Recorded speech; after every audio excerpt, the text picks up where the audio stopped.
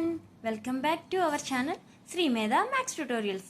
ఈరోజు మనం ఏం చేస్తున్నామంటే సెమిస్టర్ ఫోర్లో పేపర్ 4 మ్యాథ్స్. సెమిస్టర్ 4లో ఏంటి చూడండి పిల్లలు, ఇది సెమిస్టర్ 4లో పేపర్ 4 రీల్ అనాలిసిస్ మ్యాథ్స్ నుంచి unit number 1. Most IMP questions అయితే చూద్దాం. చూడండి, 10 మార్క్స్వి 5 మార్క్స్వి అలానే అన్ని యూనిట్ల నుంచి ఇచ్చాను.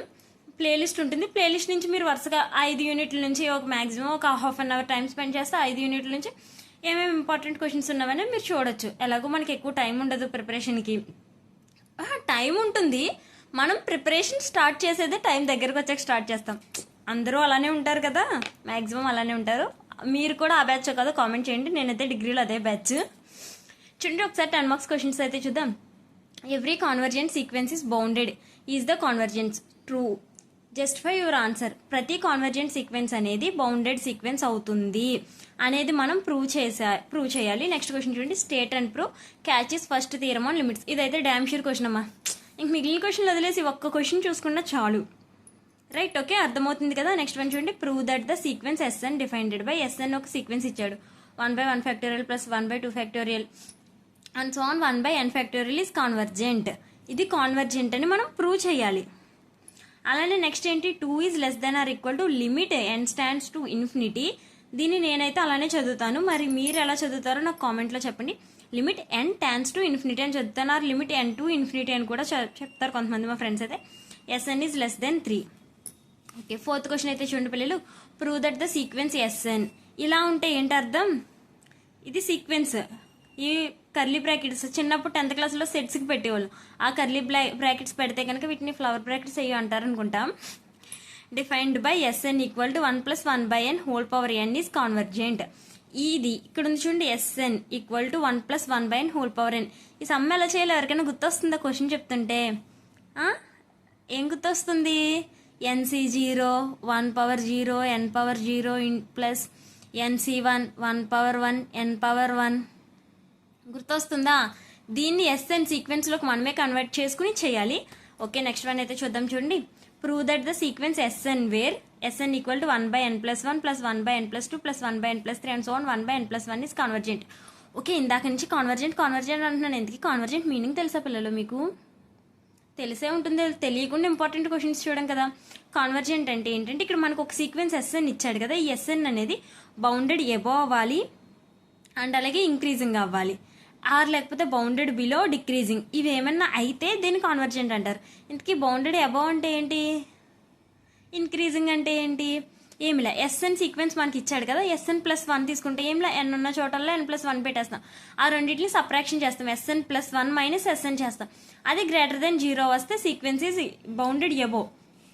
అండ్ అలాగే Sn దీన్ని తీసుకుని ఇది గ్రేటర్ దెన్ 1 అని చూపిస్తాం, అంటే L అని చూపిస్తాం. నార్మల్గా అయితే Sn is greater than L అని చూపిస్తే ఇది ఇంక్రీజింగ్ అవుతుంది, L అనేది చిన్నదైతే ఇంక్రీజింగ్. ఇవి రెండు అయితే ఇది కాన్వర్జెంట్ అని అంటాం. Okay, right. సమ్ గుర్తొస్తుంది కదా, ఎప్పుడో క్లాస్లోనో యూట్యూబ్లోనో విన్నట్టు. రైట్, నెక్స్ట్ చూడండి, state and prove sandwich theorem or sequence theorem. Sandwich theorem అంటే ఏంటి? రైట్, శాండ్విచ్ మీలో అందరూ తినకపోయినా అట్లీస్ట్ మనం చూసుంటాం. ఓకేనా? ఈ స్విగ్గీ వాళ్ళు గట్రా యాడ్స్ వస్తాయి కదా, అట్లీస్ట్ ఫోన్లో అన్నా వస్తాయి మనకి యాడ్స్, అందులో అన్నా చూసుంటాం. ఏముంటాయి, ఇక్కడో రొట్టె ముక్క, ఇక్కడో రొట్టె ముక్క, సారీ ఇలా 3 బన్స్ ఉంటాయి కదా.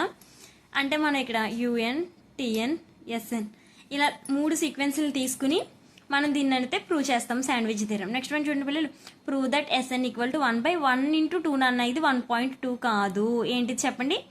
1 × 2 plus 1/2 × 3 and so on 1/n × n + 1 is convergent.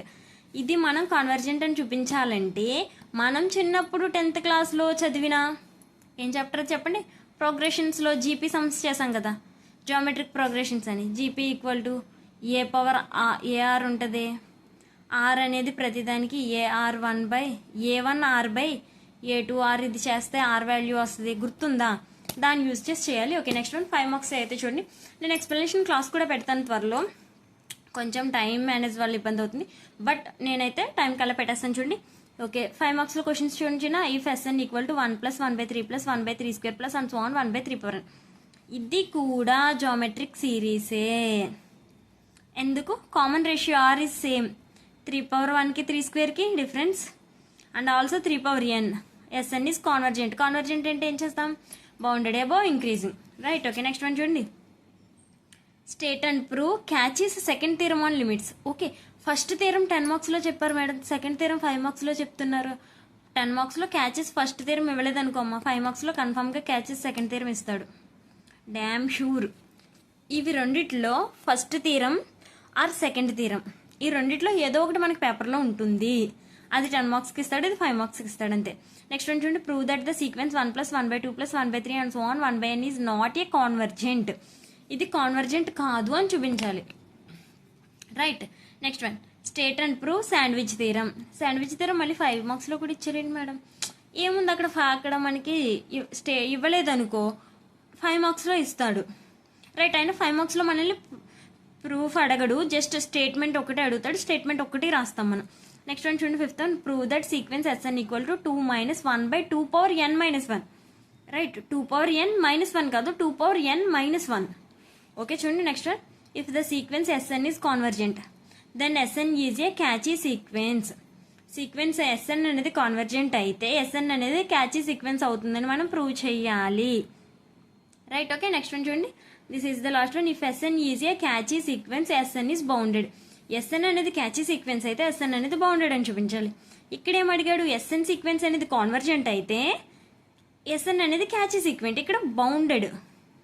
Right, మీకు రెండు క్వశ్చన్స్కి డిఫరెన్స్ అర్థమవుతుంది కదా. మనకి కాన్వర్జెంట్ అవ్వాలంటే బౌండెడ్ అవ్వాలి, ఇంక్రీజింగ్ కావాలంటే ఇది ఆల్రెడీ మనం ఇందులోనే ఈ థీరం సగం చేసేస్తాం. బౌండెడ్ అని ప్రూవ్ చేయడానికి బౌండెడ్ చేసి తర్వాత ఇంక్రీజింగ్ చేస్తాం కదా, లేకపోతే ఫస్ట్ ఇంక్రీజింగ్ చేసి తర్వాత బౌండెడ్ చేస్తాం. రైట్. ఓకే పిల్లలు, యూనిట్ 1 నుంచి అయితే కన్ఫామ్గా ఇవొక 7 ఉన్నాయమ్మా. జస్ట్ ఒక 14 క్వశ్చన్స్, మీరు ఈ 14 క్వశ్చన్స్ కనుక ఫుల్ ప్లెడ్జెడ్గా చేసుకోగలిగితే ఈ యూనిట్ నుంచి వచ్చి 20 మార్క్స్ మీరు డ్యామ్ షూర్గా మీకు వచ్చినట్టే చెప్తున్నాను. ఓకే, ఇంకేమైనా డౌట్స్ ఉంటే కనుక, ఇంకా వేరే యూనిట్స్ ఏమైనా కావాలంటే కనుక, వేరే యూనిట్స్ కాదు వేరే పేపర్స్ ఏమైనా కావాలంటే కనుక డిస్క్రిప్షన్లో నా వాట్సాప్ నెంబర్ ఉంటుంది, దానికి వాట్సాప్ చేయాలి, ఎవరైనా సరే మెసేజ్ చేయొచ్చు. ఓకే, లాస్ట్కి వచ్చేసాం వీడియో. మీకు ఈ వీడియో హెల్ప్ అయింది అనుకుంటే వీడియోని లైక్ చేయండి, మీ ఫ్రెండ్స్తో షేర్ చేయండి, అలానే మన ఛానల్ని సబ్స్క్రైబ్ చేయండి. Thanks for watching this video. All the best.